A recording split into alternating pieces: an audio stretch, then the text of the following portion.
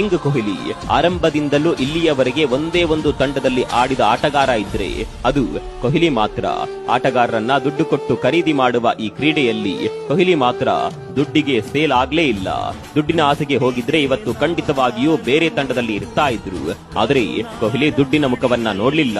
ದೊಡ್ಡ ದೊಡ್ಡ ಆಫರ್ಗಳೇ ಬಂದ್ರು ಆರ್ಸಿಬಿ ಅಂಗಳ ಬಿಟ್ಟು ಒಂದು ಹೆಜ್ಜೆ ಕೂಡ ಆಚೆ ಇಡಲು ಮನಸ್ಸೇ ಮಾಡಿಲ್ಲ. ನಿಮ್ಗೆ ಯಾಕೆ ಆರ್ಸಿಬಿ ಅಂದ್ರೆ ಅಷ್ಟು ಪ್ರೀತಿ ಅಂತ ಕೇಳಿದರೆ ಕೊಹ್ಲಿ ಏನ್ ಹೇಳ್ತಾರೆ ಗೊತ್ತಾ? ಕೊಹ್ಲಿ ಆಡಿದ ಆ ಮಾತುಗಳು ನಿಷ್ಠೆ ಅಂದ್ರೆ ಏನು ಅನ್ನೋದಕ್ಕೆ ಸಾಕ್ಷಿ ಹೇಳ್ತಾವೆ.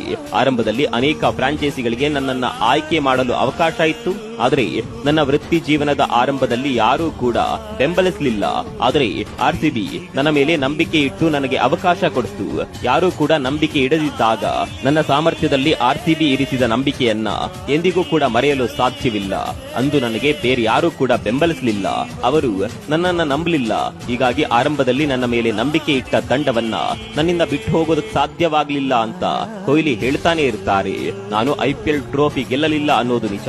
ಆದರೆ ಆರ್ಸಿಬಿ ಅಭಿಮಾನಿಗಳ ಮನಸ್ಸನ್ನ ಖಂಡಿತವಾಗಿಯೂ ಗೆದ್ದಿದ್ದೇನೆ. ಇದು ನನಗೆ ಟ್ರೋಫಿಗಿಂತಲೂ ಮಿಗಿಲು ಅಂತ ಆರಂಭದಲ್ಲಿ ಅವಕಾಶ ಕೊಟ್ಟವರಿಗೆ, ನಂಬಿಕೆ ಇಟ್ಟವರಿಗೆ ನಿಷ್ಠನಾಗಿರೋದು ಅಂದ್ರೆ ಇದೇ ಅಲ್ವಾ? ಹಣ ಅಂದ್ರೆ ಹೆಣ ಕೂಡ ಬಾಯಿ ಬಿಡುವ ಈ ಕಾಲದಲ್ಲಿ ಇಂತಹ ನಿಷ್ಠಾವಂತರು ಇದ್ದಾರೆ ಅನ್ನೋದೇ ಹೆಮ್ಮೆಯ ಸಂಗತಿ.